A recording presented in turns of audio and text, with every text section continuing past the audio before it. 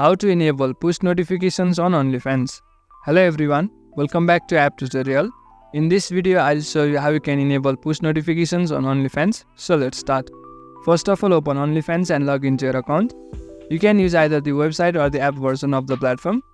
After you log into your Onlyfans account, you'll come to the home screen like this. Now, in order to enable push notifications, tap on the bell-like icon that you can see at the bottom. After that, tap on the settings icon on the top right.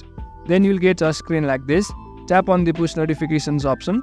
Now, in order to enable it, simply turn on the slider that you can see on the right side of push notifications. Then after, allow it. As you do that, your push notifications will be enabled.